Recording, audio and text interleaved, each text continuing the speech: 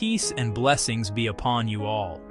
In our previous episode, we entered the world of Hussein bin Mansur al-Hallaj, the great knower of Allah of the 3rd century Hijri, and we opened his most important work, the Book of the Tawasin. We saw how its very first chapter, the Tasin of the Lamp, is devoted entirely to the light of the beloved Prophet, peace and blessings be upon him. And we read his famous declaration, that among all the lights there is none more luminous, more manifest, and more ancient than the light of the Master of Generosity, peace and blessings be upon him. Today we continue with that very same chapter, because Hallaj did not stop at describing the Prophet's light as the first creation. He went further, and he declared the Prophet, peace and blessings be upon him, to be the chief and master of all the prophets. Let us understand how he did this. After establishing that the light of the Prophet, peace and blessings be upon him, preceded all creation, Hallaj turns to a profound idea.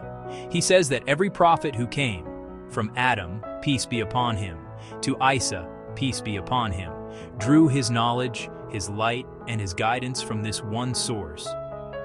The other prophets, in Hallaj's vision, are like rivers, and the Prophet Muhammad, peace and blessings be upon him, is the ocean from which every river flows and to which every river returns. In the language of his book, Hallaj describes it this way. He says that all knowledge, compared to the knowledge of the Prophet, peace and blessings be upon him, is but a single drop compared to the ocean. All wisdom, compared to his wisdom, is but a handful compared to the sea. And all the ages of time, compared to his age, are but a single passing hour. Reflect on the boldness of this. Hallaj is saying that the spiritual reality of the beloved Prophet, peace and blessings be upon him, encompasses all knowledge, all wisdom, and even time itself. Then Hallaj does something remarkable. He begins to praise the Prophet, peace and blessings be upon him, in a style that is almost poetry. He gathers title after title, attribute after attribute, in a rising rhythm of love and reverence. He calls him the foremost in existence and the last in prophethood.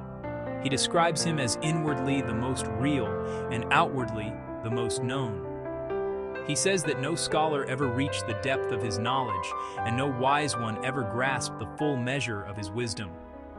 He describes how the hearts of the knowers thirsted for even a glimpse of his reality, and yet his true station remained beyond their reach. This is not the language of ordinary biography. This is the language of a heart overwhelmed by love and awe, a knower of Allah trying and admitting he cannot fully succeed to describe the one whom the Quran itself called a mercy to all the worlds. Now, Hallaj also speaks of the night of the Ascension, the Miraj. He describes how the Prophet, peace and blessings be upon him, rose through the heavens, past every rank and every veil, until he reached a nearness that no created being had ever reached, and no created being would ever reach after him. Hallaj presents this not merely as a journey of the body, but as the supreme proof of the Prophet's spiritual precedence, that the one who was first in creation was also first in nearness to Allah. Dear viewers, let us pause on a question that any thoughtful person would ask. Is this not exaggeration? Is Hallaj raising the Prophet, peace and blessings be upon him, too high? The answer lies in the same place we found it in our earlier episodes. Throughout all of this praise, Hallaj never once confuses the Prophet with the Creator. The being of Allah is eternal and uncreated. He has no beginning and no equal. The light of the Prophet, peace and blessings be upon him, however exalted, is a created light. It was brought into being by Allah. The chief of all the prophets is still a servant of Allah, and that, in the eyes of the knowers, is precisely the source of his greatness. His perfection lies in his perfect servitude.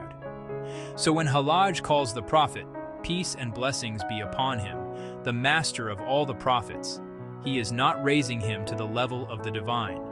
He is describing the highest rank that any created being has ever been granted, the rank of the most perfect servant, through whom all light flows to all the worlds. And notice once more the pattern we have been tracing. In the 3rd century Hijri, Tustari said, "The light of the Prophet, peace and blessings be upon him, was created first, and that all souls came from it." Now Hallaj, in the very same era, says the same light is the chief of all lights, and that all the prophets draw from it. 2 knowers of Allah, 2 cities, 1 unbroken message. This is the thread we are following across 1,000 years. So what is the summary of today's episode?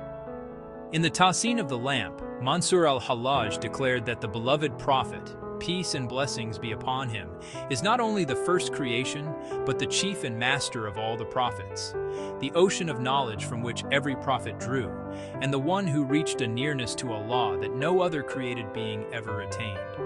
And in all of this, he remained the perfect servant of Allah.